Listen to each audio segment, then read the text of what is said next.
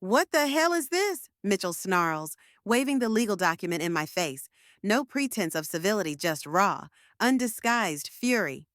I assume you're referring to the mortgage notice, I reply calmly, examining my fresh manicure. Is there something about it you don't understand?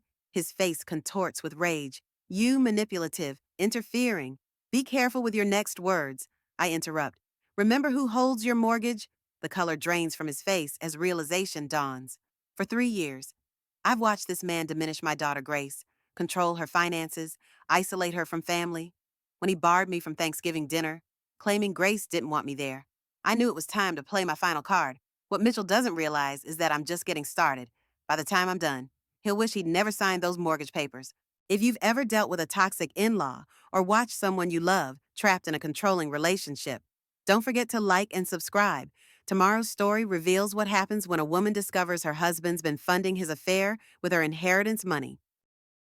I never imagined I'd become the villain in my daughter's life story. But here I am, the mother who wasn't welcome at Thanksgiving dinner. The mother who made a phone call that changed everything. Let me tell you how quickly a relationship can unravel when you discover the person your child married isn't who they pretended to be. It's a special kind of heartbreak, watching someone you raised with love and tenderness being slowly diminished by the person who vowed to cherish them. I'm Barbara Harrington, 62 years old, with auburn hair streaked with silver that I refuse to color because I've earned every last one of those strands. I've spent 4 decades building Harrington Realty into the most successful real estate agency in Oakwood County, raised 2 daughters on my own after my husband Richard passed unexpectedly, and somehow managed to keep my sanity through it all. My younger daughter Grace is the reason I'm telling this story. Grace, brilliant, kind-hearted, and unfortunately too forgiving for her own good. The trouble began 3 years ago when Grace brought home Mitchell Reynolds. He was immaculately dressed in a tailored suit that I later discovered he purchased just for meeting us. His shoes were polished to a mirror shine, his handshake firm without being aggressive, and his smile seemed genuine when he said, "Mrs. Harrington, Grace speaks so highly of you. It's an honor to finally meet the woman who raised such an extraordinary daughter." I'll admit I was charmed. What mother wouldn't be? Here was this handsome young financial advisor who looked at my daughter like she hung the moon. He asked thoughtful questions about my business, laughed at my terrible jokes, and by the end of dinner, even my older daughter Sophia, who trusts new people about as much as cats trust water, was won over. "He seems different from the others," Sophia whispered when Grace and Mitchell stepped outside for some air. "She looks happy, Mom." And she did. Grace practically glowed after a string of disappointing relationships with men who never quite appreciated her gentle spirit. Mitchell appeared to be the exception. He remembered her favorite authors, surprised her with thoughtful gifts, and never made her feel less than for choosing nonprofit work over a more lucrative career. When they announced their engagement 8 months later, I was genuinely thrilled. At their engagement party, I raised my glass and said, "To finding someone who sees you completely and loves every part." Grace had tears in her eyes, and Mitchell pulled her close, kissing her temple in a gesture that seemed protective, loving. I should have noticed how his fingers dug slightly into her shoulder, how her smile faltered for just a moment. But we see what we want to see, especially when it comes to our children's happiness. The wedding was everything Grace had dreamed of, simple but elegant, held in the garden of my historic Victorian home, with fairy lights woven through the old maple trees and wildflower arrangements Grace and I had put together ourselves. When I walked her down the aisle, she had insisted that without her father, it could only be me. My heart felt so full I thought it might burst. "You deserve every happiness," I whispered as I placed her hand in Mitchell's. He smiled at me gratefully, and I really believed I was giving my daughter to a man who would treasure her. The first year of their marriage seemed to confirm my hopes. They purchased a quaint starter home in a neighborhood not far from mine, a fixer-upper with good bones, but in desperate need of updating. I offered to help with the down payment, but Mitchell politely declined. "We want to do this on our own, Barbara," he explained. "Build something together. Create our own story." I respected that independence, that desire to forge their own path. What I didn't know then was that 6 months later, when they were struggling with renovation costs, Mitchell would approach me privately. "I've been thinking about what you offered," he said, voice lowered, though Grace was just in the next room. "About helping with the house. Grace doesn't need to know, but I'm worried about her stress levels with all these unexpected expenses." Something in his tone made me uneasy, but my concern for Grace overrode my instincts. I agreed to help not with a gift, but with a private loan. We drew up paperwork, and I became the holder of their mortgage rather than the bank. The arrangement seemed perfect. They got a better interest rate. I had a solid investment. and Grace could renovate her kitchen without financial strain. You're a lifesaver, Barbara, Mitchell said, shaking my hand after signing the papers. This stays between us, though. Grace's pride would be hurt if she knew. I should have recognized the first red flag secrets from my daughter, but I told myself it was just a man protecting his wife's feelings, not wanting her to worry. I didn't realize I was helping build the foundation for the control he would soon exert over every aspect of her life. The changes were subtle at first. Grace's weekly lunch dates with me became monthly, then sporadic. She stopped wearing the vintage earrings I'd given her from my mother's collection. Explaining that Mitchell thought they looked old-fashioned, she cut her hair the long chestnut waves she'd loved since childhood into a short, severe bob because Mitchell mentioned once that short hair was more professional. When I asked her about these changes, she would smile that increasingly rare smile and say, "Marriage is about compromise. Mom, you taught me that."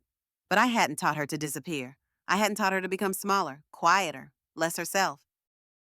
Then came the dinner party incident. About 18 months after their wedding, I'd invited Grace and Mitchell, along with Sophia and her husband David, and a few close friends to celebrate Harrington Realty's 40th anniversary. Grace had helped plan it, excitedly discussing menu options and decorations in the weeks leading up. But on the night itself, they arrived an hour late. Grace's eyes rimmed red, though she insisted it was just allergies. Throughout dinner, Mitchell dominated the conversation, repeatedly cutting Grace off mid-sentence or contradicting her stories with, "Actually, honey, that's not quite how it happened." After his fourth glass of wine, the charming mask slipped further. When conversation turned to my recent expansion into commercial real estate, Grace mentioned proudly that she'd been the one to suggest the move years ago. Mitchell laughed, not the warm chuckle of shared amusement, but something sharper. Grace in commercial real estate, she can barely negotiate taking clothes to the dry cleaner. He patted her hand condescendingly. "Leave the business talk to your mother. Sweetheart." The table fell silent. I saw Sophia's husband, David, the gentlest soul I know, clench his fist around his napkin. Grace stared at her plate, a flush creeping up her neck. "Actually," I said evenly, placing my fork down with deliberate care, "Grace has one of the sharpest business minds I've ever encountered. She simply chose to use her talents helping underserved communities rather than pursuing profit." Mitchell's smile remained fixed, but his eyes hardened. "Of course, Barbara. I'm sure she's brilliant at everything she does." After they left, Sophia stayed behind to help clean up.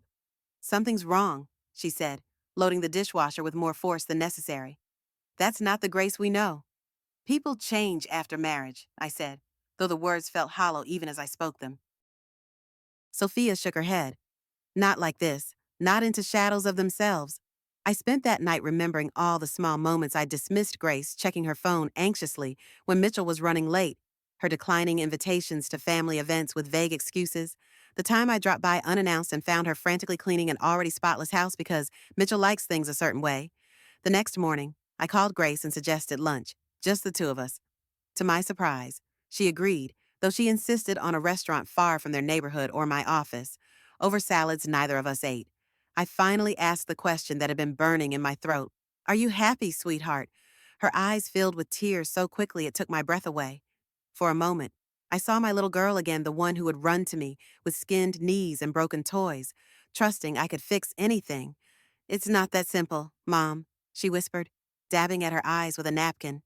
"Marriage is complicated." "Complicated, yes. Diminishing. No," I said, reaching for her hand. "Talk to me." And finally, she did. How Mitchell criticized everything from her cooking to her choice of friends.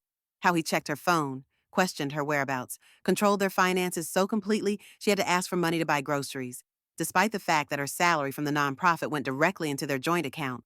How he would give her the silent treatment for days if she disagreed with him, then shower her with elaborate gifts and tearful apologies afterward. "Sometimes I think I'm going crazy," she confessed. He'll deny saying cruel things, tell me I'm too sensitive or I misunderstood, and sometimes I believe him because he can be so wonderful. "Mom, you've seen it." "That's how it works," I said gently. "If he was terrible all the time, you would have left already." She looked up sharply. "I'm not leaving him." "I'm not suggesting you should." I lied, because I knew pushing would only drive her away. "I just want you to remember who you are. The Grace I raised wouldn't let anyone make her feel small." She squeezed my hand, then checked her watch anxiously. "I have to go. He'll be wondering where I am." 2 weeks later, Grace called to invite me to their home for dinner.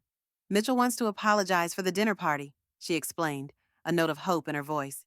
He feels terrible about how he acted, I accepted, cautiously optimistic.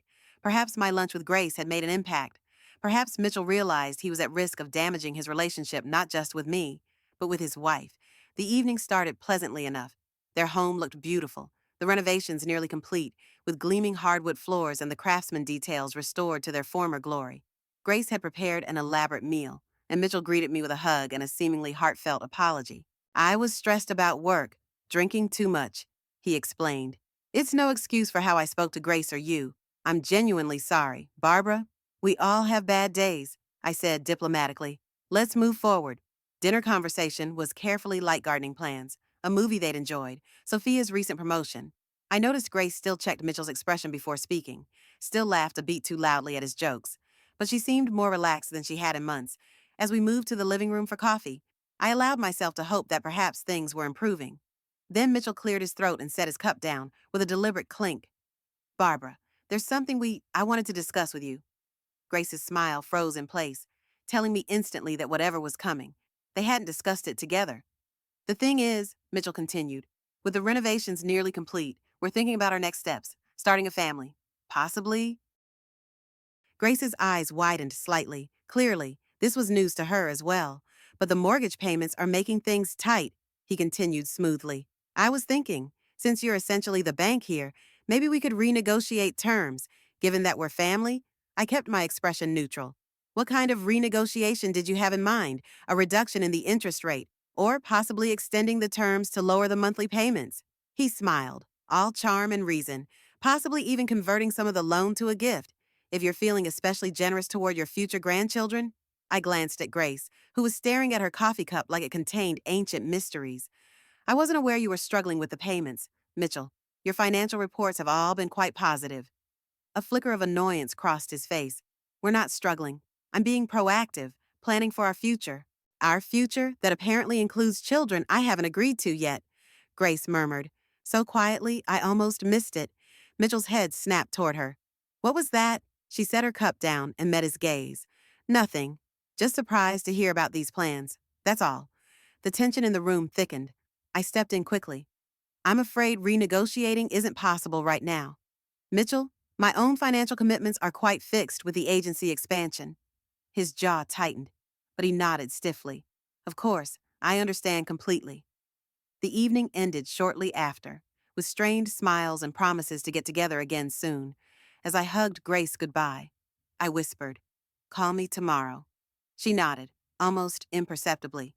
She didn't call the next day, or the day after. When I tried reaching her, my calls went straight to voicemail. I texted Sophia, asking if she'd heard from her sister. She hadn't. After a week of silence, I drove to their house, heart pounding with worry. No one answered the door, but Grace's car was in the driveway. I used the spare key she had given me, for emergencies only, and let myself in. Grace, it's Mom. Are you here? The house was immaculate, eerily quiet. I moved through the rooms, calling her name, growing increasingly frantic until I heard a small sound from the master bathroom. I found her sitting on the edge of the tub, staring blankly at the wall. She didn't seem surprised to see me. He's gone for the weekend, she said dully. Golfing with clients in Newport. I knelt beside her, taking in her pale face, the dark circles under her eyes. What happened after I left that night? He was furious, she said, her voice flat. Said I humiliated him, undermined him in front of my mother. Said I should have supported his financial plan instead of making that comment about children. She looked at me then, eyes hollow. He broke my phone. Said I didn't need one if I couldn't be trusted to have his back. My blood ran cold. Did he hurt you? She shook her head. Not physically. Never physically. She gestured vaguely. He knows exactly what to say to make me feel worthless. I helped her pack a bag, insisted she come stay with me. She agreed, but only until Mitchell returned. Just to give us both space to cool down, she insisted. Those 3 days at my house, Grace began to come back to herself bit by bit. She slept late, ate the pancakes I made just the way she liked them, sat in the garden reading books she'd been meaning to get to. She called her old friends, reconnected with Sophia, even laughed a real laugh that reached her eyes when my ancient cat Fitzgerald knocked over a vase while chasing a dust mote. On Sunday evening, her face fell as she packed her overnight bag. He'll have calmed down by now. she said, more to herself than to me. You don't have to go back, I said quietly. She zipped her bag with finality. He's my husband, Mom, for better or worse. The worst part doesn't mean what you think it means, I told her, but she was already heading for the door. The next few months followed a sickening pattern. Grace would withdraw, become unreachable for weeks. Then she would resurface sometimes with Mitchell's encouragement. We should visit your mom. It's been too long, when he was in his charming phase. Sometimes secretly when he was traveling for work. Each time I saw her, she seemed a little more subdued, a little less my daughter. Then came the email, 3 weeks before Thanksgiving, addressed to the entire family, dear all. Mitchell and I are excited to host Thanksgiving this year at our home. We've completed the renovations on the dining room and can't wait to show everyone the results. Please let us know if you can attend and if you're bringing a dish. Love. Grace, I knew immediately that Grace hadn't written it the formal tone, the lack of personal touches or inside jokes. This was Mitchell's work, but I responded enthusiastically, offering to bring my mother's famous cranberry relish and to come early to help with preparations. Grace's response came quickly. That would be lovely. Mom, come around 10 a.m. Thanksgiving morning dawned clear and cold. I gathered my contributions, the cranberry relish, a pumpkin pie, and a bottle of Grace's favorite sparkling cider, and drove to their house with a sense of optimism. Perhaps this family gathering was exactly what Grace needed to remember who she was, surrounded by people who truly loved her. The door opened before I could knock. It was Mitchell, dressed casually in designer jeans and a cashmere sweater, smiling that perfect smile. Barbara, happy Thanksgiving. He stepped back to let me in, then paused, his smile faltering as he glanced at the items in my arms. Oh, there's been a change of plans. Change of plans, I echoed, stepping into the foyer. The house was immaculate as always, but there was no smell of roasting turkey, no sound of Grace puttering in the kitchen. In fact, the house seemed entirely empty. Yes, unfortunately, he at least had the grace to look uncomfortable. Grace is feeling a bit under the weather. Nothing serious, just a migraine. We've decided to keep things very quiet and small today. I frowned, setting my dishes on the entryway table. If she's not feeling well, I should check on her. Where is she? Mitchell stepped sideways, blocking my path toward the bedroom. She's sleeping right now. Best not to disturb her. Something in his eyes made my skin prickle with alarm. Mitchell, I'd like to see my daughter. His smile tightened. As I said, she's resting. The thing is, Barbara, we've actually had to cancel the larger gathering altogether. It's just going to be Grace and me today, having a quiet meal when she wakes up. I stared at him. You're uninviting me from Thanksgiving after I was specifically asked to come early and help. I know it's disappointing, he said, voice dripping with false sympathy. But surely you understand. Grace's health comes first. Then let me hear it from her, I insisted. I want Grace to tell me herself that she doesn't want me here. His expression hardened. That won't be possible. And frankly, Barbara, I think it's best if you leave now. Grace doesn't need the additional stress of a confrontation. This isn't a confrontation, I said evenly. This is a mother concerned about her daughter, who suddenly has a convenient migraine right when family is due to arrive. Mitchell's charming mask slipped completely then. He stepped closer, voice lowering to a cold, precise tone I'd never heard from him before. Let me be clear. You are not welcome in our home today.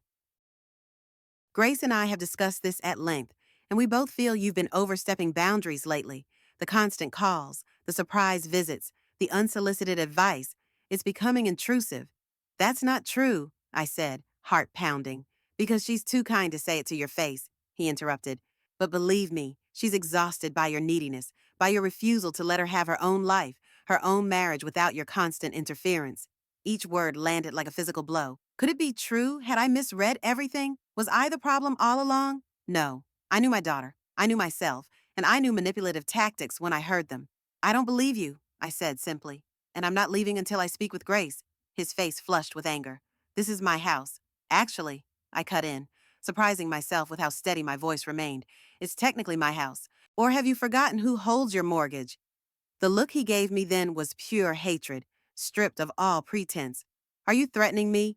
Not at all, I replied, just stating a fact. Now, where's my daughter? For a moment, I thought he might physically remove me from the house. His hands clenched at his sides, his breathing shallow and rapid. Then, from somewhere behind him came a small voice. Mom! Grace appeared in the hallway, wrapped in a robe, hair disheveled. She looked pale, eyes squinting against the light. She did indeed look like someone suffering from a migraine, but there was something else in her expression. Relief. Grace, sweetheart, you should be resting, Mitchell said, voice instantly transformed back to gentle concern. I heard voices, she murmured. Mom, I'm sorry about today. I woke up with my head splitting open and, it's fine, honey, I assured her. I just wanted to check on you before I left. Can I get you anything? Some tea, perhaps? Your grandmother's remedy, before she could answer. Mitchell stepped between us. I've got it covered. Barbara, thank you for stopping by. But as you can see, Grace needs quiet and rest.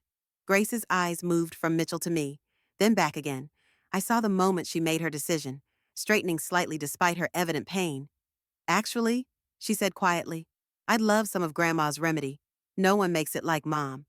A flicker of shock crossed Mitchell's face, then his eyes narrowed, but he stepped aside with obvious reluctance. Of course, whatever will help you feel better. In the kitchen, as I heated water and gathered ginger and honey, Grace sat at the island counter, hands cupped around her temples. What's going on? I asked softly, keeping my back to the doorway. And don't tell me it's just a migraine. She glanced nervously toward the hall. He canceled Thanksgiving last night, she whispered. Called everyone except you. Said I wasn't feeling well enough for company. And are you feeling unwell? I mean, she nodded slightly. Yes, but, she hesitated. It started after we argued about the guest list, about you, specifically. I slid the mug of steaming tea toward her. Tell me, he said you were undermining him, that you never approved of our marriage, that you're trying to drive a wedge between us. Her voice cracked. He said I had to choose his comfort or your feelings. The pain in her eyes broke my heart. Oh, Grace, I couldn't do it. Mom, I couldn't call and uninvite you myself. So he said he'd handle it. And then I suddenly felt so sick, so exhausted. She took a shaky breath.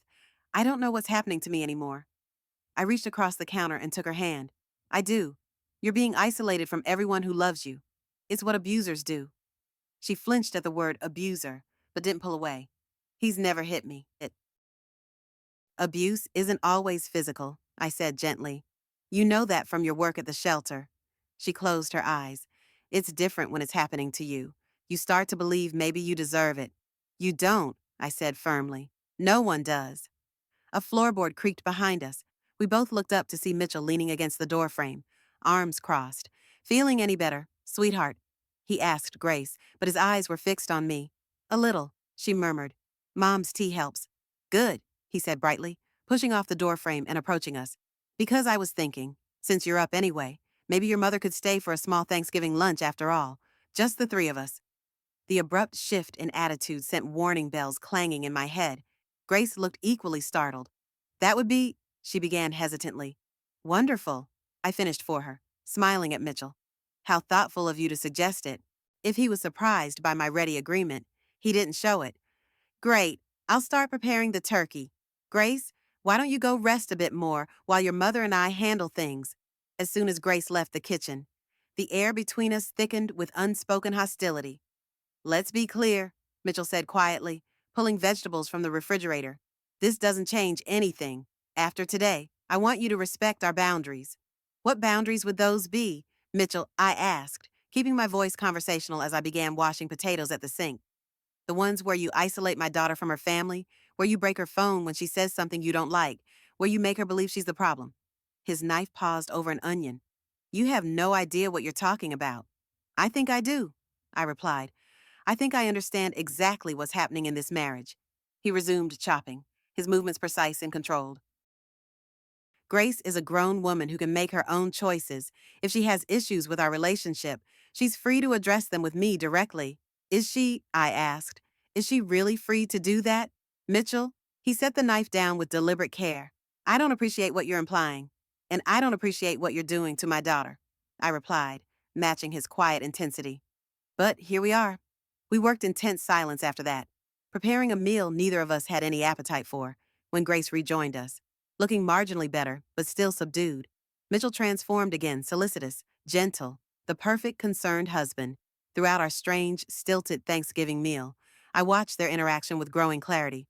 The way Grace waited for Mitchell's reaction before offering her own opinion. The subtle glances she darted his way before speaking. The nervous laugh that followed any statement that might possibly contradict him. And Mitchell himself, maintaining perfect control while appearing completely reasonable, correcting Grace's recollections of events. No, honey, that's not quite how it happened. Making backhanded compliments that masqueraded as concern. You look beautiful today, though still a bit pale. Maybe you should cut back on those late nights at the shelter. By the time we finished dessert, a pumpkin pie, Grace barely touched, I'd made my decision. I couldn't force Grace to leave him. I couldn't make her see what was happening if she wasn't ready. But I could ensure she always had an escape route, a safety net, someone in her corner, and perhaps I could give Mitchell a taste of his own medicine.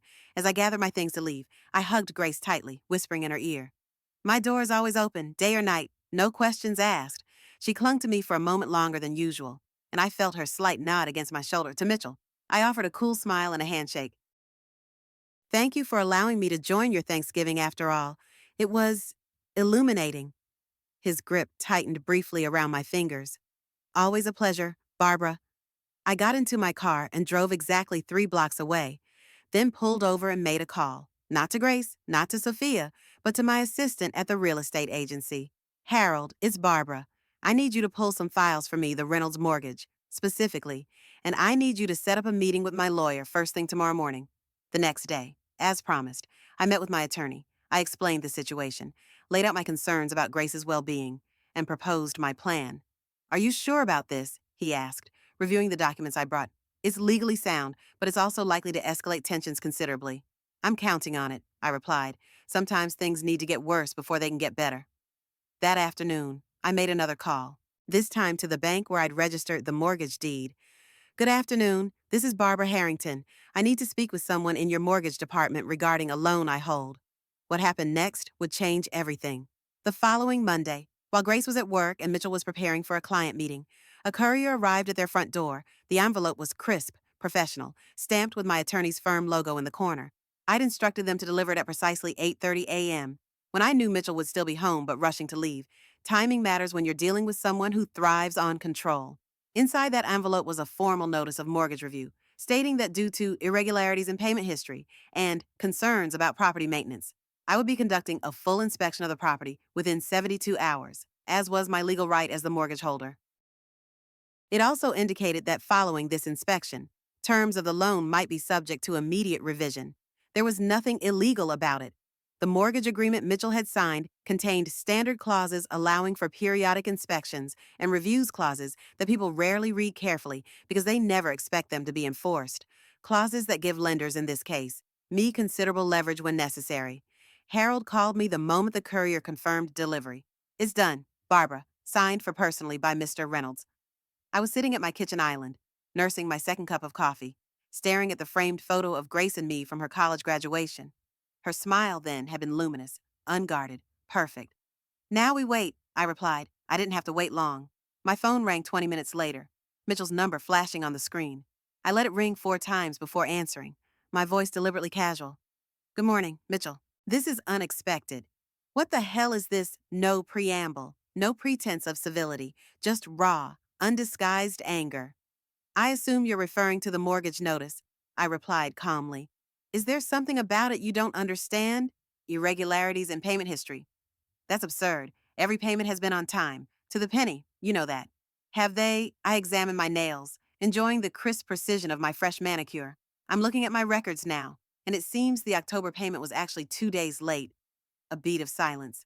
Then 2 days because of a banking error that was immediately corrected. You can't be serious. Banking errors are still errors. Mitchell, reliability matters in financial agreements. I paused deliberately. But perhaps I'm being overly cautious. The property inspection will clarify things. There's not going to be an inspection, he snapped. This is harassment, plain and simple. I know exactly what you're doing. Do you? I kept my tone mild, conversational. I'm simply exercising my rights as outlined in Section 14B of our agreement, the very agreement you were so eager to sign when you needed my money. Another silence, longer this time. I could almost hear him calculating, reassessing, searching for leverage. Grace will be devastated when she hears about this, he finally said, voice lowered to a threatening murmur. When she realizes her own mother is trying to sabotage our home, our marriage, by all means, show her the notice, I replied. In fact, I insist on it. Grace has every right to know about financial matters affecting her home, doesn't she? Unless there's some reason you wouldn't want her fully informed. His breathing changed, became more controlled. The mask was sliding back into place. This is completely unnecessary. Barbara, if you had concerns about the mortgage, you could have discussed them with me directly, like family. Family, I repeated, letting the word hang between us. Yes, we are that, aren't we? Which is why I'm surprised you'd exclude me from Thanksgiving dinner. Why you'd tell Grace I'm interfering in your marriage. Why you'd break my daughter's phone when she disagreed with you. Silence. Complete. Damning silence. The inspection will take place Thursday at 10 a.m. I continued evenly. I expect both you and Grace to be present. We'll discuss the future of your mortgage arrangements then. I have meetings on Thursday, important client meetings I cannot reschedule. That's unfortunate if you can't be present. I'll have to conduct the inspection with Grace alone. I'm sure she and I can handle any decisions that need to be made regarding the property. You can't. Actually, I can. It's all there in the agreement. Read it carefully this time. Mitchell. I paused. Oh, and bring copies of your complete financial records for the past year. Bank statements, investment accounts, credit card statements, everything. Since we're reviewing the mortgage, I'll need to reassess your financial stability. The threat was clear, though never explicitly stated. Financial control was Mitchell's primary weapon against Grace. If I could undermine that control, create transparency where he demanded secrecy, I might give Grace a chance to see the truth.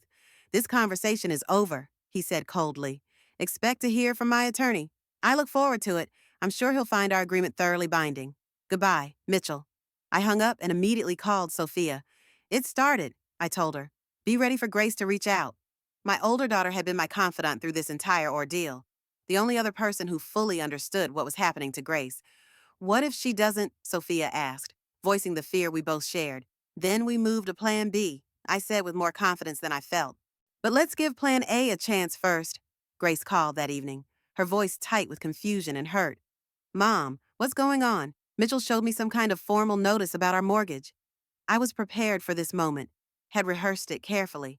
Yes, I sent it. There are some matters we need to discuss regarding the property and loan terms. Nothing to worry about, just standard procedure when a private mortgage has been in place for over 2 years.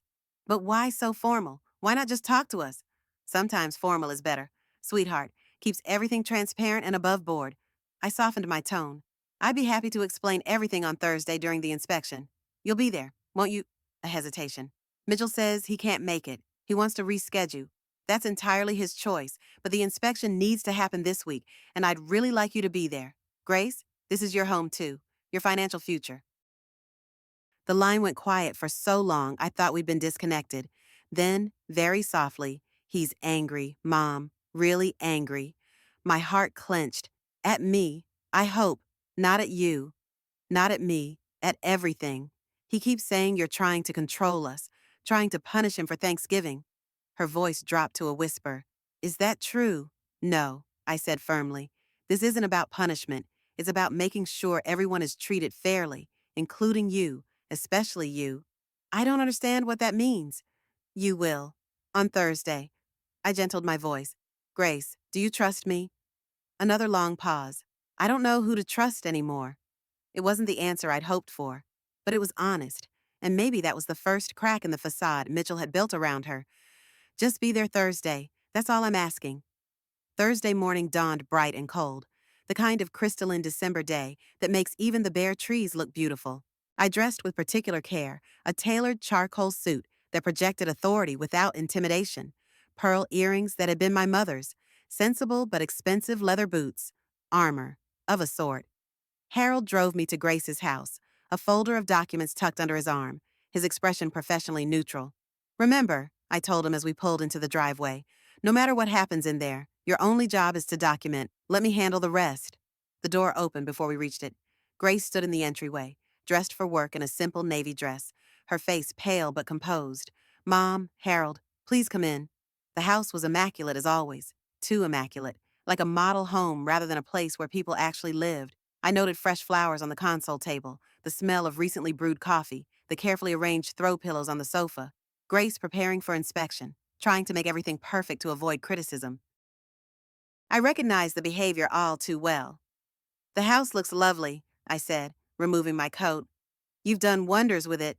Grace accepted the compliment with a tight smile. Coffee, I just made a fresh pot. That would be wonderful. Is Mitchell joining us?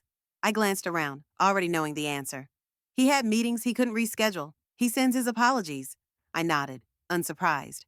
Well, that's unfortunate, but we can proceed without him. Harold will document the inspection for the record. We moved through the rooms methodically, Harold taking notes and occasional photographs for the file. I commented on the craftsmanship of the renovations, asked detailed questions about contractors and materials, complimented Grace's design choices to any outside observer.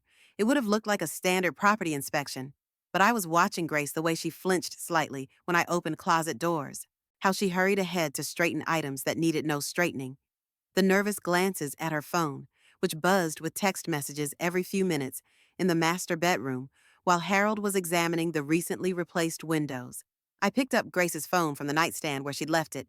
Someone really wants your attention, I observed, handing it to her. Don't let us keep you from responding. She took the phone reluctantly, glancing at the screen. It's just Mitchell checking in. 5 times in 20 minutes, he must be very concerned about our inspection. Grace's cheeks flushed. He's in meetings. Just wants to make sure everything's going smoothly. I nodded, then opened the closet door. Grace's clothes hung neatly on one side, organized by color and type. Mitchell's side was similarly arranged, but took up significantly more space.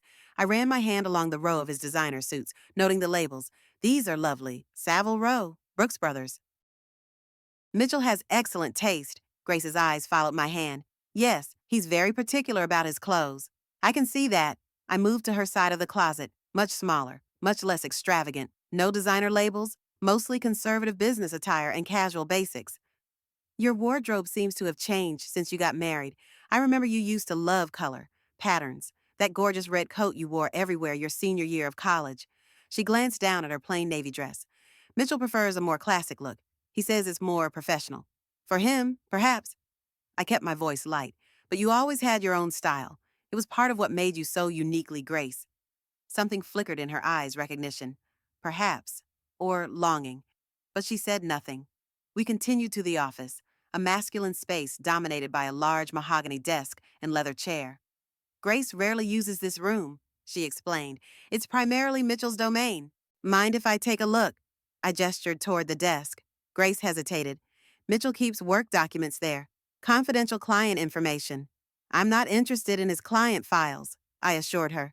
Just the desk itself, part of assessing the property improvements. She nodded reluctantly, and I moved behind the desk, running my hand along its polished surface. Beautiful craftsmanship, quite an investment piece. As I spoke, I casually opened the center drawer. Inside, neatly organized, were office supplies, a checkbook, and a small leather-bound planner. I lifted the planner, flipping it open. Mom, I don't think, Grace began, but stopped as I held up a hand. This is interesting, I said, examining an entry. Wasn't your nonprofit's fundraising gala on the 15th the one you spent months organizing? Grace nodded, confused. Yes. Why? I turned the planner toward her. Because Mitchell has a dinner scheduled that evening with someone named Vanessa at Larson's. Her face went perfectly still. That must be a work dinner. A client on the evening of your most important professional event of the year. I raised an eyebrow. The event you specifically asked him to attend with you. Grace took the planner from my hands, examining the entry herself. Her fingers trembled slightly. This doesn't mean anything. He probably just forgot about the gala when he scheduled this. Perhaps, though it seems odd that a man as meticulous as Mitchell would make such an oversight. I glanced at the planner again. Especially since your gala is actually noted on the previous page. Right here. Grace stared at the entries, brow furrowed. I'm sure there's an explanation. I'm sure there is, I agreed, keeping my tone neutral. The question is whether it's an explanation that respects your work and your marriage. Harold cleared his throat from the doorway. Ms. Harrington, if you're ready, we should examine the basement renovations next. I nodded, stepping away from the desk.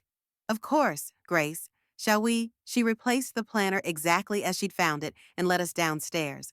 Her movements stiff, her expression clouded. The seeds of doubt had been planted not just about Mitchell's fidelity, but about his honesty, his respect for her career, his priorities.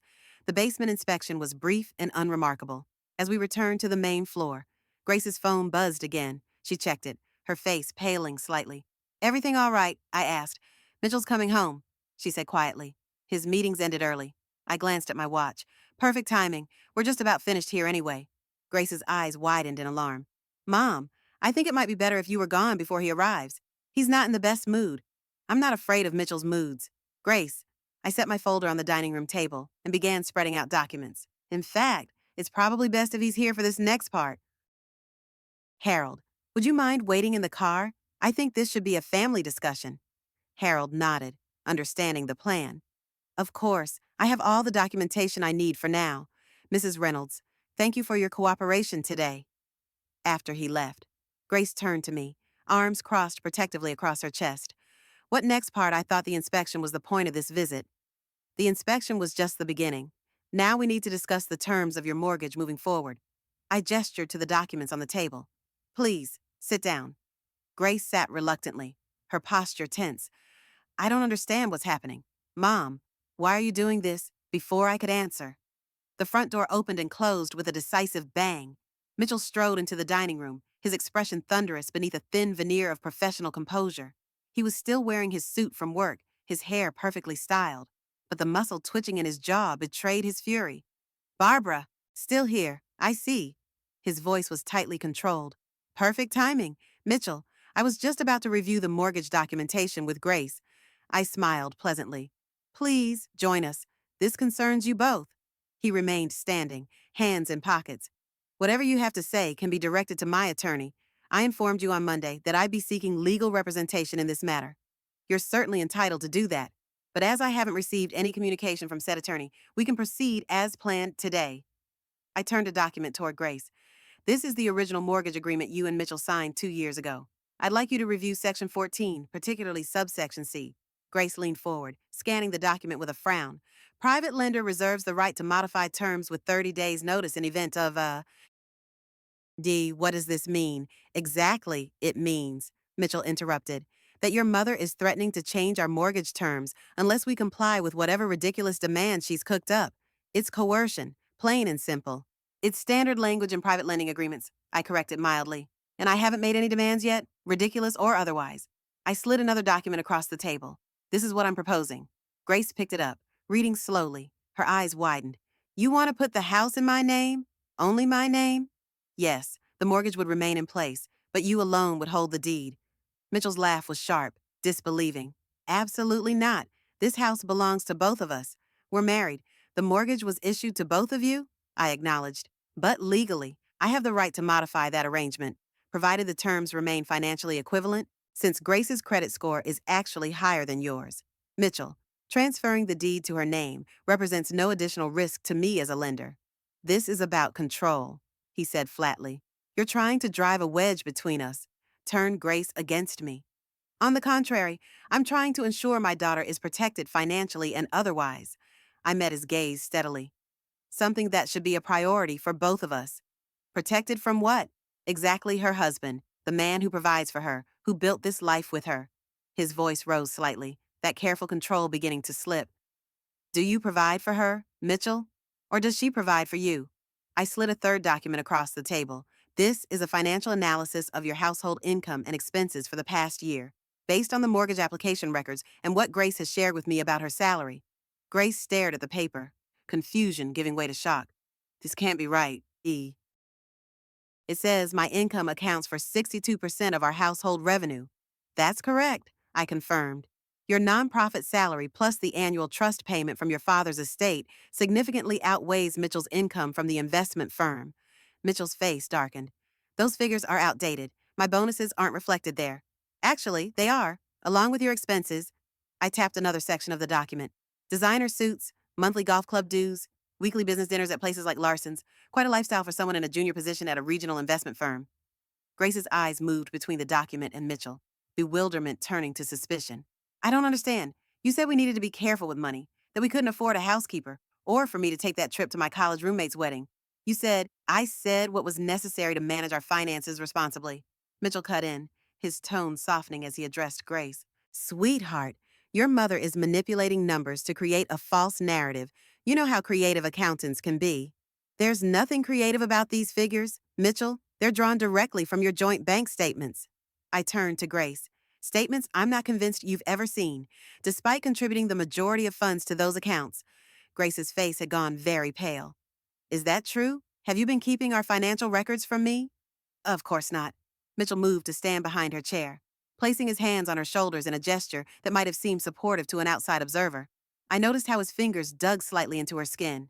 I handle the day-to-day finances because I have the expertise. You've never expressed interest in reviewing statements or balancing accounts.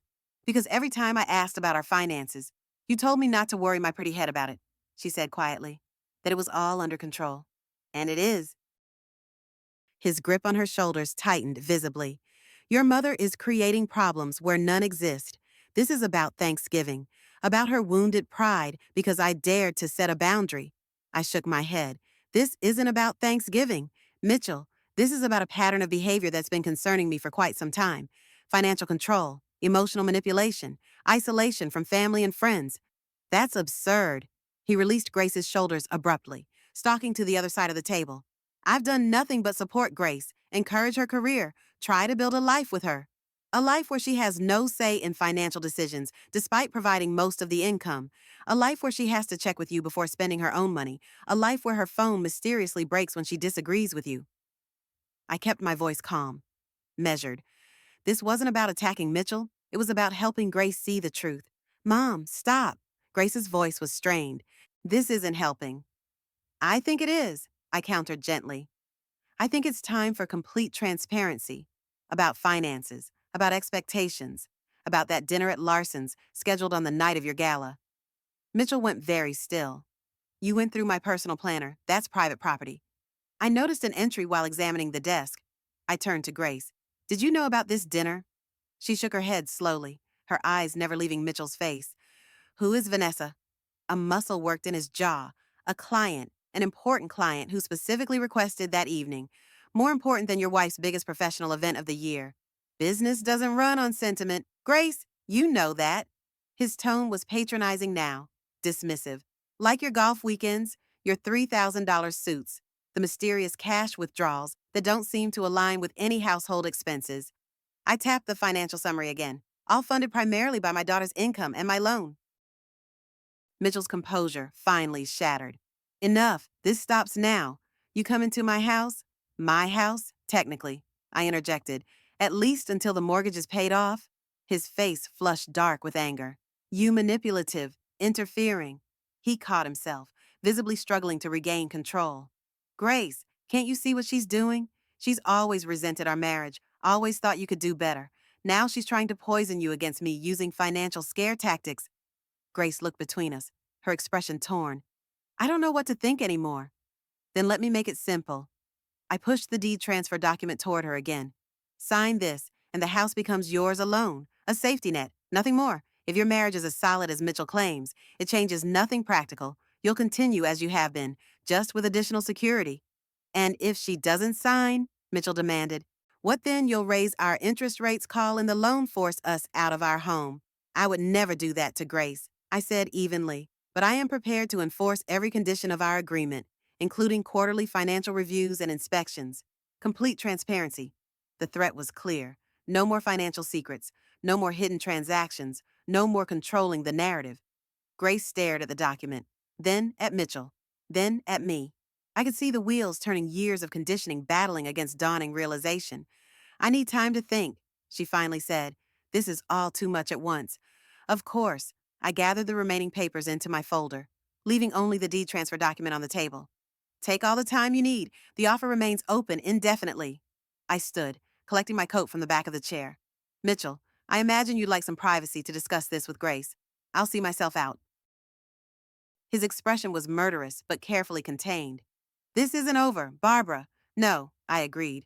I don't believe it is. I turned to Grace, who remained seated, looking smaller and more fragile than I'd seen her in years. Call me anytime, sweetheart, day or night, she nodded mutely, and I felt a pang of guilt. Had I pushed too hard, too fast? Would this drive her further into Mitchell's control, rather than freeing her from it? The doubt must have shown on my face, because Grace suddenly rose and followed me to the door. Mom, she said quietly, out of Mitchell's earshot, did you really do all this because of Thanksgiving? I took her hands in mine, squeezing gently. I did this because I love you, because you deserve to be truly seen and valued, because no one should ever make you feel small, especially not someone who claims to love you. Her eyes filled with tears. I don't know what happens next. You decide, I told her. For once, you decide. I left then, walking to where Harold waited in the car, my heart hammering in my chest. I had played my hand, revealed the financial manipulation, planted seeds of doubt about Mitchell's fidelity and priorities, offered Grace a concrete path to greater independence. Now I could only wait and hope that somewhere inside, beneath layers of gaslighting and emotional abuse, my daughter still knew her own worth. What I didn't know as I drove away was that Mitchell would spend the next 4 hours alternately raging at Grace and pleading with her, using every manipulation tactic in his arsenal to regain control. That he would promise to change, to be more transparent, to attend her next work event, only to revert minutes later to accusations and threats when these promises didn't immediately sway her. I didn't know that when he finally stormed out around midnight, declaring he needed space to process this betrayal. Grace would sit alone in their perfectly decorated living room, surrounded by beautiful things that suddenly felt hollow, and begin to truly see the cage she'd been living in. I didn't know that she would open a drawer in their shared desk, a drawer Mitchell thought she never accessed, and find bank statements for accounts she didn't know existed, credit card bills for charges she couldn't explain, receipts for jewelry she'd never received. And I certainly didn't know that at 2:17 a.m. as I lay awake staring at the ceiling, worry gnawing at my insides. My doorbell would ring that I would rush downstairs in my robe to find Grace on my doorstep, a small suitcase at her feet, her face tear-streaked but resolute. "You were right," she would say simply, "about everything." And as I gathered her into my arms, feeling her body shake with silent sobs against my shoulder, I would know that this wasn't the end of the story, that Mitchell wouldn't let go easily, that there would be ugly accusations, attempts at reconciliation, perhaps even legal battles ahead. But it was a beginning, the beginning of Grace finding her way back to herself, one painful step at a time. The morning after Grace arrived at my doorstep, I woke early and crept downstairs, careful not to disturb her. She had finally fallen asleep in the guest room around 4 a.m., emotionally exhausted after hours of tearful revelations. I found Sophia already in my kitchen, methodically measuring coffee grounds into the French press. "I came as soon as I got your text," she said, voice low. "How is she? Sleeping, finally." I sank into a chair at the kitchen island, suddenly aware of how drained I felt. "It's worse than we thought. Sophia?" My older daughter's face hardened as she poured hot water over the coffee. "Tell me." I recounted what Grace had discovered after Mitchell stormed out the hidden accounts, the unexplained charges, the jewelry receipts. He's been systematically draining their joint accounts for at least a year, taking her trust fund payments, her salary, and diverting significant portions to accounts only he controls. "That's straightforward financial abuse," Sophia said, her attorney's mind immediately categorizing the offense. "We can use that. There's more." I accepted the mug of coffee she handed me, wrapping my hands around its warmth. She found hotel receipts, dinner receipts for two at places she's never been, messages on his work phone from someone named Vanessa, very personal messages. Sophia's expression darkened. "So he's not just controlling and abusive, he's cheating on her too." "It appears that way," I acknowledged grimly. "And using Grace's money to fund it, which somehow makes it even worse." My phone buzzed on the counter. Mitchell's number, a text message. "Whatever you think happened, I can explain. I love you more than anything," Sophia snorted when I showed her. Classic non-apology. "Whatever you think happened is particularly charming, like her perceptions can't be trusted." Less than an hour later, a delivery van pulled up outside my house. The driver emerged with an enormous bouquet of red roses. At least 3 dozen of them, arranged dramatically in a crystal vase that probably cost as much as the flowers themselves. Grace stared at the roses when they arrived, her expression hardening. "He knows I hate red roses. I've told him a dozen times they remind me of funeral flowers. My favorite flowers are ranunculus and anemones, which he'd know if he ever listened to me." She pushed the vase away. "This isn't about what I like. It's about making the grandest gesture he could think of, as publicly as possible." I felt a surge of pride at her clarity. "What do you want to do with them?" She considered for a moment. "Take them to the nursing home down the street. At least someone should enjoy them." The roses were just the beginning. Throughout the afternoon, deliveries arrived with clockwork regularity gourmet chocolates, a designer handbag she'd once admired in a store window, even a jewelry box containing diamond earrings that made Grace laugh bitterly. "Probably bought with my money," she observed, setting the box aside without opening it. By evening, the parade of gifts had stopped, replaced by a new tactic. Mitchell began calling mutual friends, Grace's colleagues, even distant relatives, expressing concern about her fragile emotional state and her sudden, inexplicable departure, one by one. They called or texted Grace, voices full of confusion and worry. He's trying to control the narrative, Sophia explained as Grace fielded yet another concerned call. Make it seem like you're the unstable one. Classic abuser move. Grace ended the call with her bewildered college roommate and set her phone down with a sigh. I can't keep having this conversation. I don't even know what to tell people. The truth, I suggested, as much or as little of it as you're comfortable sharing. But that's just it. I'm not comfortable sharing any of it. Her voice rose with frustration. I don't want everyone knowing how completely I was fooled, how I let him control our finances, criticize my clothes, isolate me from friends. I don't want to be pitied. Then don't give details, Sophia advised. Just say that your marriage has reached a breaking point and you're taking some time to consider next steps. You don't owe anyone the full story. Grace nodded slowly. Okay, I can do that. But the respite was brief. Just after 9, as we were clearing dishes from a dinner Grace had barely touched, headlights swept across the front windows. A car door slammed, followed by quick, determined footsteps on the front walk.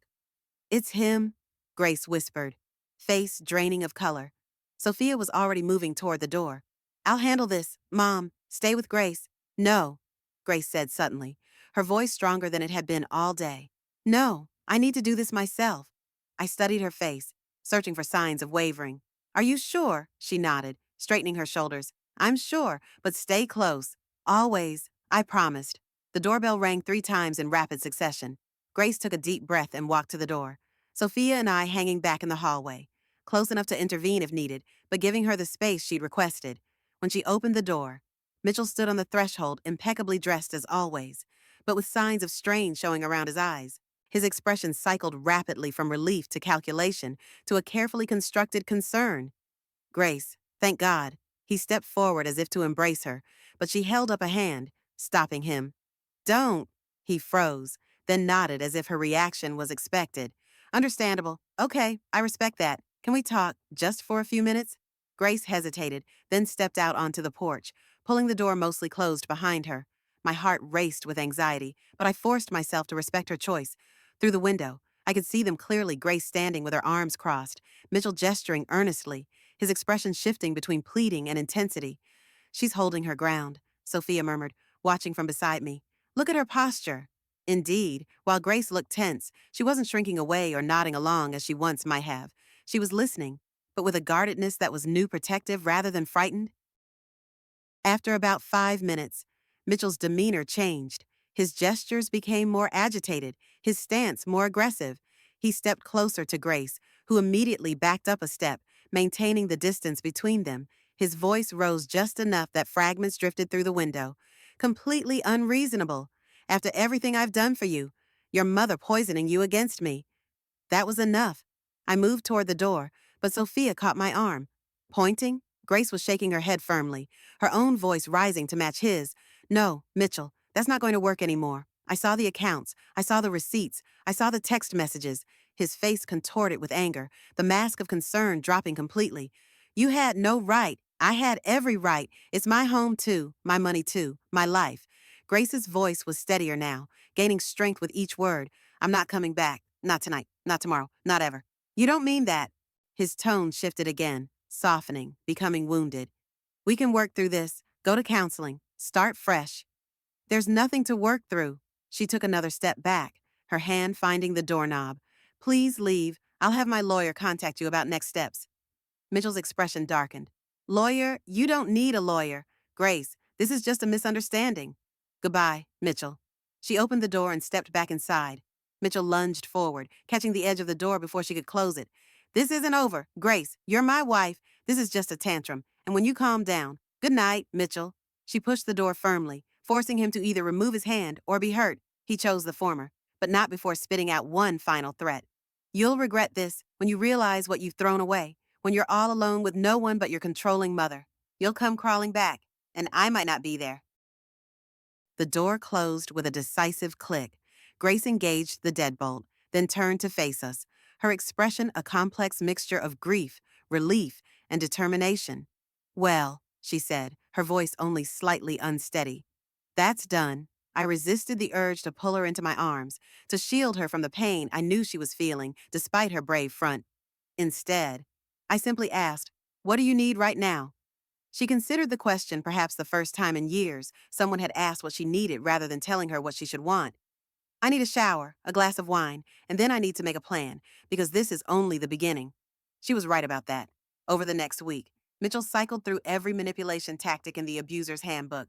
There were more gifts, increasingly expensive and desperate. There were heartfelt emails apologizing for any misunderstandings and promising to do better, carefully worded to admit no actual wrongdoing. There were angry, accusatory messages when the contrite ones went unanswered, when none of these yielded results.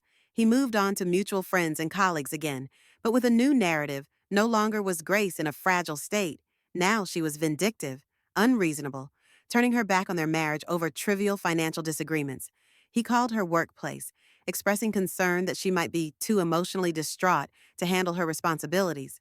Through it all, Grace remained resolute. She retained a divorce attorney, not Sophia, who was too personally involved, but a colleague she trusted.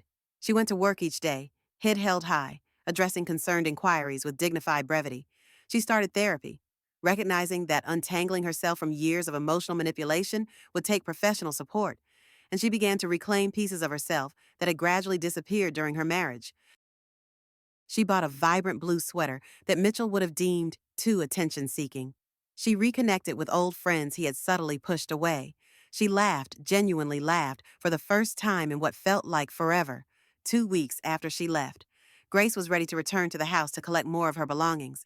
Her attorney had arranged for Mitchell to be absent during a specified 3-hour window, with a neutral third party present to oversee the process. I should come with you, I insisted when she told me her plans. For moral support. She shook her head, a gentle smile softening her features. I need to do this myself, Mom, but thank you. At least take Sophia, I pressed, in case there are legal issues. The mediator will be there, and David is coming to help with the heavy lifting. Her smile widened slightly. He's been wanting to punch Mitchell since that dinner party last year. This is the closest I can let him get. I had to laugh at that. My son-in-law, David, despite his imposing physical presence, was the gentlest soul I knew, unless someone threatened his family. All right, but call me the moment you're done. I will, she promised.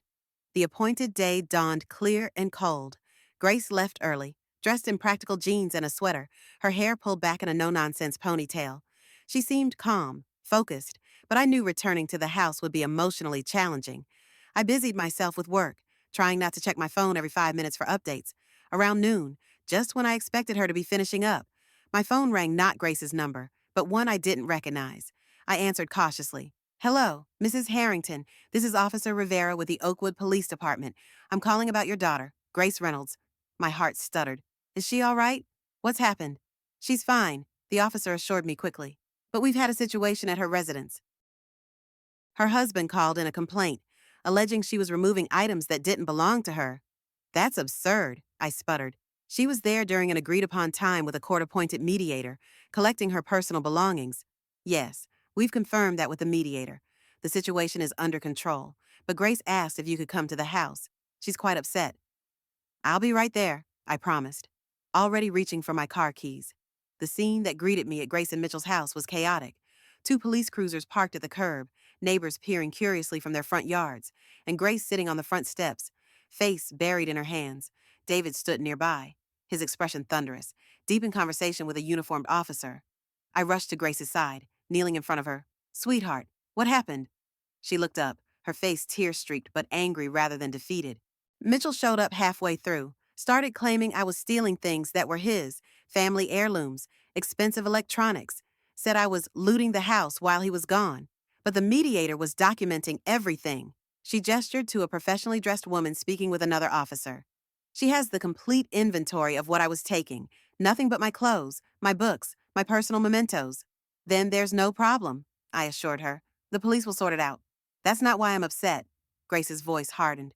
After the officers arrived, while they were talking to David and the mediator, Mitchell pulled me aside, said if I went through with the divorce, he'd make sure I lost my job, said he had evidence I'd been embezzling from the nonprofit, that he'd go to the board with it if I didn't come home. Cold rage washed over me. That's a lie, and it's extortion. Of course it's a lie, but he made it sound so convincing. Mom said he'd been protecting me by keeping quiet, but that his moral obligation would force him to come forward if we divorced. Her hands trembled. He knows how much my work means to me, knows it's the one thing I've held on to through everything. Did you tell the officers what he said? She nodded. They said it's a matter for the divorce proceedings, that they're only here about the property dispute. Her voice cracked. He's going to try to destroy everything I've built, just because I finally stood up to him. I wrapped an arm around her shoulders, fury building in my chest. We won't let that happen. I promise you that. After nearly an hour of statements and documentation, the police concluded that Grace was within her rights to remove the items she'd packed. Mitchell, outwardly apologetic but seething beneath the surface, was warned about making false reports. The officers left. The mediator departed, and Grace finished loading her belongings into David's truck with mechanical efficiency. As they prepared to leave, Mitchell approached one last time, his voice low enough that only Grace and I could hear. You've made your choice, and now you'll live with the consequences. I've already spoken to James on the board. He was very interested to hear about those accounting irregularities. Grace flinched, but held her ground. There are no irregularities. Mitchell, you know that. It doesn't matter what's true. It matters what people believe. His smile was cold, calculated. You should have remembered who helped you get that position in the first place, who made the introductions, smoothed the path. I stepped between them, my patience finally snapping. That's enough. You've made your threats. Now back away before I ask the officers to return. His gaze shifted to me, hatred flashing in his eyes. This is all you're doing, Barbara. You never thought I was good enough for her, never accepted me into your precious family? Well, congratulations. You got what you wanted. What I wanted, I said evenly, was for my daughter to be loved without conditions or control. You were incapable of that. The rest is on you. He laughed, a brittle, angry sound. Keep telling yourself that, but remember, when Grace loses everything, when her reputation is in tatters, when she can't get hired anywhere in this town, it will be because you encouraged this foolishness. With that, he turned and stalked back toward the house, slamming the door with theatrical force. Grace released a shaky breath. He's really going to do it. He's going to try to destroy my career. Let him try, I said, guiding her to David's waiting truck. He's underestimating you, and he's certainly underestimating me. On the drive back to my house, Grace was unnaturally quiet, staring out the window as suburbia gave way to the tree-lined streets of my older neighborhood. I didn't push her to talk, knowing she needed time to process the day's events, but as we pulled into my driveway, she finally spoke. I need to get ahead of this, she said, her voice steadier than I expected. Before Mitchell can spread his lies, I need to speak to the board myself, tell them what's really happening. I nodded, proud of her strategic thinking. That's exactly right. And I need to review all the financial records from the past 3 years, every transaction, every report I've submitted. If he's planning to claim I've been embezzling, I need ironclad proof that I haven't. Sophia can help with that, I assured her. And I know several forensic accountants who can review everything independently. Grace turned to me, her expression resolute despite the shadows under her eyes. I won't let him take this from me, too. My work is the one thing that's truly mine, that I never compromised on, even when I was bending myself into knots to please him in every other way. You won't have to face this alone, I promised. Whatever he throws at you, we'll counter it together. What I didn't tell her then, what I wasn't yet certain would work, was the plan already forming in my mind. A plan that would not only protect Grace from Mitchell's vindictive attacks, but turn his own tactics against him. A plan that would require careful timing, strategic thinking, and perhaps a touch of the ruthlessness he'd accused me of. Because Mitchell had made one critical mistake in his campaign against my daughter, he'd forgotten who held the mortgage on his house. He'd forgotten that financial leverage could work both ways. He'd forgotten, in his arrogant certainty, that I hadn't yet played my final card, and I was more than ready to remind him. The next morning, I called Harold into my office before the rest of the staff arrived. He'd been my right hand at the agency for over 15 years, the only person besides my daughters who truly understood how I operated. I need everything we have on Mitchell's finances, I told him without preamble. Credit history, employment verification, background checks, everything from when they applied for the mortgage, plus anything more recent you can find. Harold nodded. No questions asked. I'll pull the files immediately. Anything specific you're looking for? Inconsistencies, discrepancies between what he reported to us and what Grace has discovered. Anything that might indicate financial impropriety beyond their personal accounts. You think he's been up to something at work, too, Harold observed, already making notes. I think a man who systematically deceives his wife about finances, who creates hidden accounts and diverts her money, doesn't suddenly become ethical and transparent in his professional life. I leaned back in my chair, tapping a pen against my desk. Especially not in investment management, where he has access to other people's money? Harold paused, glancing up from his notepad. That's a serious accusation. Barbara. If I'm right, we may have leverage beyond just the mortgage. I met his gaze steadily. And if I'm wrong, no harm done. We've simply conducted due diligence on a borrower who's showing signs of financial instability. I'll be discreet, he promised, heading for the door. One more thing, I called after him. Contact our friends at Oakwood Trust. See if they've had any interactions with Mitchell or his firm recently. Any client complaints, irregularities, concerns. Harold's eyebrows rose slightly. Oakwood Trust was the primary financial institution used by Grace's nonprofit, but he simply nodded and left to begin his investigation. Back at home, Grace was already in motion by the time I returned that evening. She'd set up a makeshift office in my dining room laptop open, documents spread across the polished mahogany table that had hosted countless family dinners. Sophia sat beside her, reading glasses perched on her nose as she reviewed what appeared to be financial statements. How's it going? I asked, setting down my briefcase and joining them. We've gone through 3 years of financial records for the youth program Grace manages. Sophia reported. Everything is meticulously documented. There's absolutely nothing that could remotely suggest misappropriation of funds. Grace looked up, her expression grim but determined. But that might not matter if Mitchell can plant seeds of doubt with the right people. James Harrington, the board member he mentioned yesterday, he's an old golf buddy of Mitchell's. They've known each other since college. I frowned, absorbing this new information. Has James been in touch? Not yet, but I checked my work email an hour ago, and there's a message from the board chair requesting a meeting tomorrow. She pushed a strand of hair behind her ear, a nervous gesture I remembered from her childhood. It could be routine, but the timing? It's not a coincidence, Sophia stated flatly. Mitchell's already making moves. I set my hand on Grace's shoulder, feeling the tension there. What's your plan? Full transparency. I'm bringing complete financial records, documentation of all major decisions, contemporaneous notes from meetings. And, she hesitated, looking suddenly vulnerable. I'm going to tell them the truth about why I left my marriage. Not every detail, but enough so they understand what Mitchell is trying to do. Are you comfortable with that? I asked gently. She sighed. No, but I can't fight shadows and whispers. If I don't define the narrative, Mitchell will. Pride swelled in my chest at her clarity, her courage. You're absolutely right. Sophia began gathering documents into organized stacks. I've drafted a brief statement explaining the situation, professional, factual, no excessive emotion. You can review it before tomorrow. And I've made calls to several board members I know personally, I added. Not about this specifically, but just to reinforce connections. Grace raised an eyebrow. You've been busy. Relationships matter in small communities like ours. I've lived here 40 years, built my business here, supported every major charitable initiative. Mitchell may have his golf buddy, but you have decades of goodwill and trust on your side. My phone rang, interrupting our strategy session. Harold's number flashed on the screen. Excuse me, I said, stepping into the kitchen for privacy. Harold, what have you found? You were right to be suspicious, he said without preamble, his voice low and urgent. There are significant discrepancies between the financial information Mitchell provided for the mortgage application and what we're seeing in more recent records. My pulse quickened. What kind of discrepancies? For starters, he claimed a base salary nearly 30% higher than what's reflected in the verified employment documentation. He also listed substantial investment income that doesn't appear in any of the tax returns or bank statements we have on file. Could that be explained by market fluctuations, bad investments? Possibly, but there's more. I spoke with my contact at Oakwood Trust as you suggested. She couldn't give specifics, of course, but she confirmed there's an ongoing internal review involving Mitchell's firm, with particular focus on accounts he personally manages. I leaned against the counter, mind racing.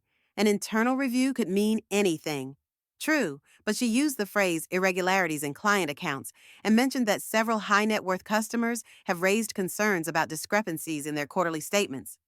A cold certainty settled in my stomach. He's been stealing from clients. We can't prove that, Harold cautioned.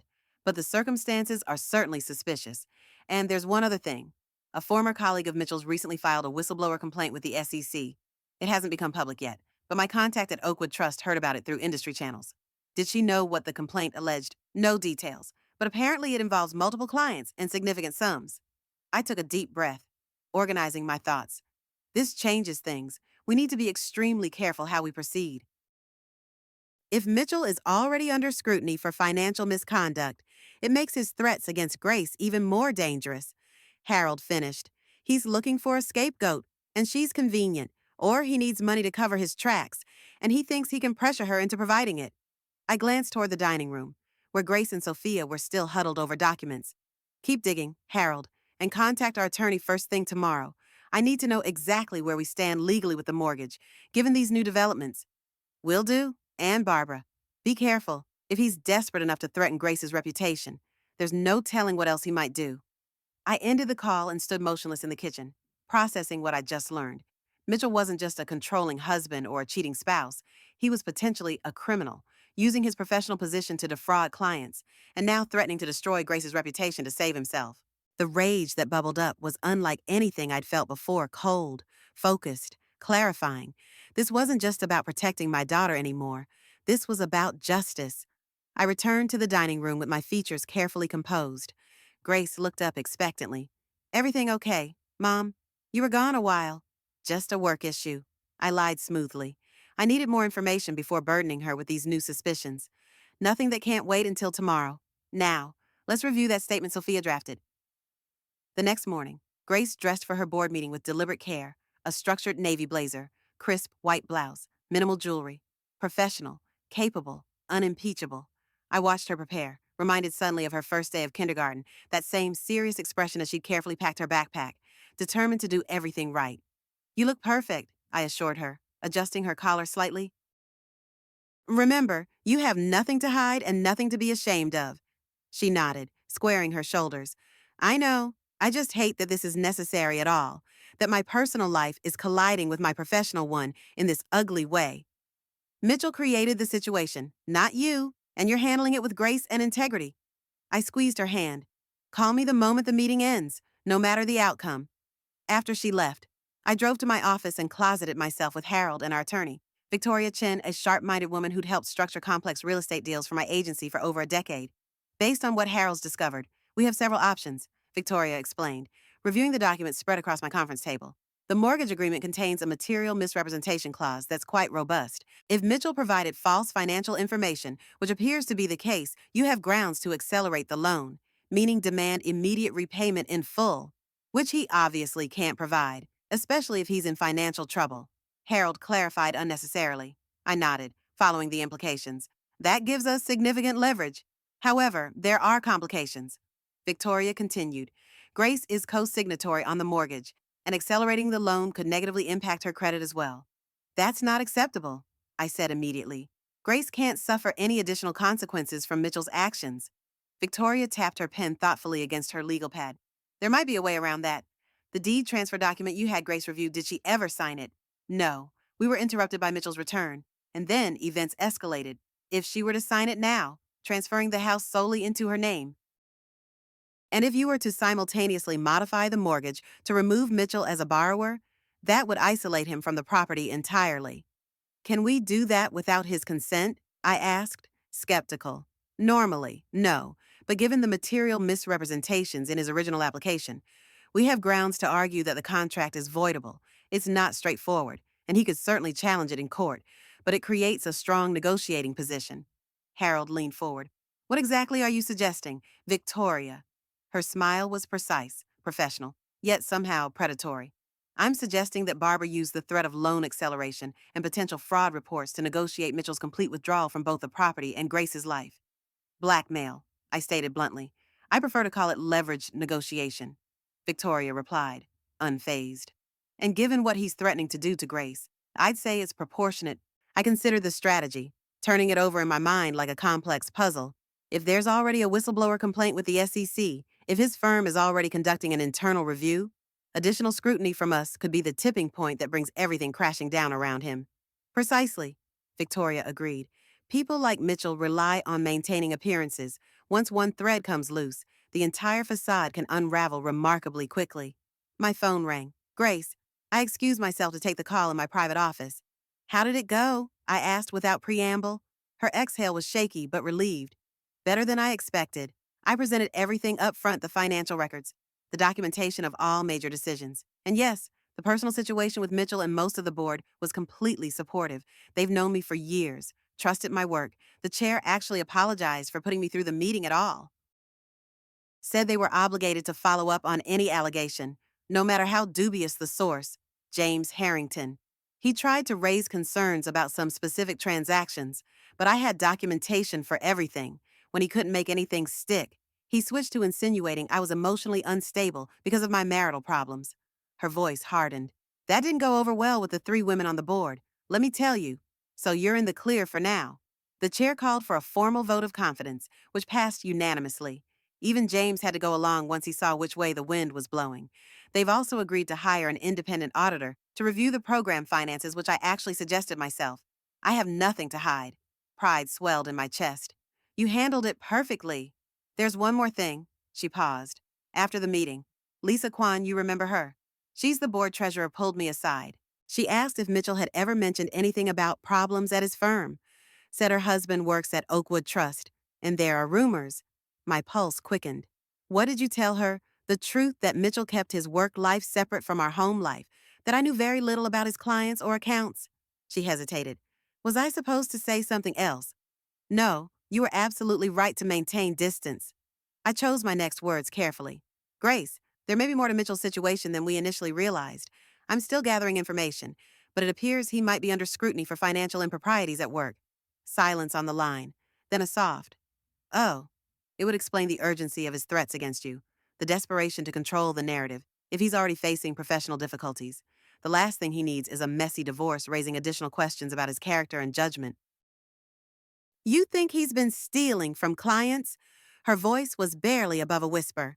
I don't have proof of that, but Harold has found significant discrepancies in Mitchell's financial disclosures, and there are indications of an internal review at his firm.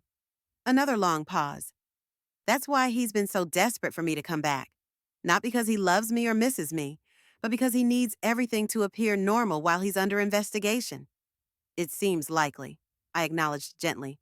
I'm sorry, Grace. Don't be. Her tone sharpened. It actually helps, in a strange way. Makes it clearer than ever that leaving was the right choice. She took an audible breath. What happens now? Now you focus on your work, on healing, on rebuilding. Let me handle Mitchell. Mom, trust me, Grace, I have a plan that will end his threats once and for all. After ending the call, I returned to the conference room where Victoria and Harold were still reviewing documents. We proceed with the leverage strategy, I announced. Draft whatever legal notices are needed to begin the process of accelerating the loan based on material misrepresentation. Victoria nodded, gathering her papers. I'll have preliminary documentation ready by tomorrow. We should also prepare for his likely countermoves, accusations of harassment, claims that you're using financial pressure to interfere in his marriage, that sort of thing. Let him try, I said dismissively. The facts are on our side. As Victoria departed to prepare the necessary paperwork, Harold lingered, his expression troubled. Are you sure about this approach, Barbara? It could get ugly fast. It's already ugly, Harold. Mitchell made it ugly the moment he threatened Grace's reputation to save his own skin. I met his concerned gaze steadily. I'm not doing this out of vengeance. I'm doing it because it's the only language Mitchell understands: power and control. If we want him to back off permanently, we need to speak in terms he recognizes. Harold nodded reluctantly. Just be careful. Men like him can be unpredictable when cornered. His warning proved prophetic sooner than either of us anticipated. That evening, as I was preparing dinner, the doorbell rang. Through the peephole, I saw not Mitchell, as I half expected, but a uniformed police officer. I opened the door cautiously. Can I help you, officer? Barbara Harrington, the young officer asked, consulting his notepad. Yes, that's me. I'm Officer Ramirez with the Oakwood Police Department. We received a report of possible elder abuse that I'm following up on. For a moment, I was too stunned to respond. Elder abuse? I don't understand. May I come in, ma'am? I just have a few questions. I stepped back, allowing him into the foyer, mind racing to make sense of this bizarre development. Who made this report? I'm not at liberty to say, but the concern relates to your daughter, Grace Reynolds, who I understand is currently residing here. Realization dawned with a cold clarity. My son-in-law made this report, didn't he? Officer Ramirez maintained a neutral expression. As I said, I can't disclose that information. Is your daughter at home? She's working late tonight. I crossed my arms, anger building beneath my carefully maintained composure. Let me be absolutely clear. Officer, I am 62 years old, in excellent health, of sound mind, and the owner of the most successful real estate agency in this county. I am not vulnerable, not incapacitated, and certainly not being abused by my daughter. who is staying with me temporarily while separating from her controlling husband. The officer shifted uncomfortably. Ma'am, I'm required to follow up on all reports. The specific allegation is that Mrs. Reynolds has been financially exploiting you, possibly manipulating you into making changes to property ownership or financial arrangements under duress. I laughed outright at the absurdity of it. That's rich, considering I'm the one who holds the mortgage on their house. If anyone is in a position of financial power here, it's me, not Grace. That may well be the case, but I still need to complete my report. He glanced around the immaculate foyer. Would you mind if I had a look around? Just to confirm living conditions are appropriate. I mind very much, I replied firmly. Unless you have a warrant, you have no right to inspect my private home. I'm happy to answer questions, provide documentation of my mental and physical health, or have my attorney present for a more formal interview, but this fishing expedition ends now. Officer Ramirez considered my response, then nodded slightly. That's your right, Mrs. Harrington. Would you be willing to answer a few questions here in the foyer? Certainly. I gestured to the small bench by the coat rack. Please have a seat. The next 20 minutes were an exercise in absurdity as I patiently answered questions about my medical history, financial arrangements, and relationship with Grace. The officer was professional but clearly uncomfortable, especially when I produced documentation of my recent physical examination, my business credentials, and the mortgage agreement for Grace and Mitchell's house. As you can see, I concluded, the narrative that my daughter is somehow taking advantage of me is not just false, but ludicrously backward. In reality, she's seeking refuge from a husband who has financially and emotionally abused her for years. Officer Ramirez closed his notebook. Thank you for your cooperation, Mrs. Harrington. Based on our conversation, I don't see any cause for further investigation. I appreciate your thoroughness, I said, walking him to the door. And, officer, when you file your report, please make note that this appears to be a malicious false claim intended to harass and intimidate a domestic abuse victim. My attorney will be requesting a copy of the report tomorrow. After he left, I leaned against the closed door, anger and disbelief warring in my chest. So, this was Mitchell's next move, painting Grace as an opportunist taking advantage of her elderly mother. It was both despicable and desperate, a clear sign that he was running out of options. I called Victoria immediately, explaining what had just occurred. This actually works in our favor, she pointed out after listening to my account. It demonstrates Mitchell's willingness to make false reports to authorities, which strengthens our position. We'll request copies of both police reports, this one and the property dispute from last week, to document his pattern of harassment. Should we wait to serve him with a loan acceleration notice? I asked, still unsettled by the escalation. On the contrary, his actions suggest increasing desperation. The more pressure he feels, the more likely he is to make mistakes. I'd recommend proceeding as planned. After ending the call, I poured myself a generous glass of Merlot and sank into my favorite armchair, trying to process the day's events. Elder abuse, the sheer audacity of the accusation was almost impressive in its shamelessness. When Grace returned home an hour later, I debated whether to tell her about the police visit. She looked tired but satisfied, having thrown herself into work as a way to maintain normalcy amid the chaos of her personal life. Good day, I asked as she dropped her bag and kicked off her sensible heels. Productive. The independent audit is already underway, and everyone's being incredibly supportive. She collapsed onto the sofa opposite me. Even James Harrington made a point of stopping by my office to say he was glad we cleared everything up. His way of backpedaling without actually apologizing? I nodded, studying her face. She seemed stronger today, more like herself. Would this newest attack from Mitchell set her back? Or would it only reinforce her resolve? Grace, there's something you should know. I began cautiously. Mitchell made another move today. Her expression immediately tensed. What now? I explained about the police visit and the elder abuse allegation, watching her face cycle through shock to disbelief to a cold, hard anger I'd rarely seen in my gentle daughter. That's low, even for him, she said when I finished, using the authorities to harass us, wasting police resources that should be going to people in actual danger. It was handled. The officer clearly realized it was a baseless claim. Grace shook her head, a bitter laugh escaping her. I can't believe I ever thought he was a good man, that I defended him to friends who saw red flags I was too blinded by love to notice. Abusers are expert manipulators. Grace, they show you exactly what you want to see until you're too entangled to easily escape.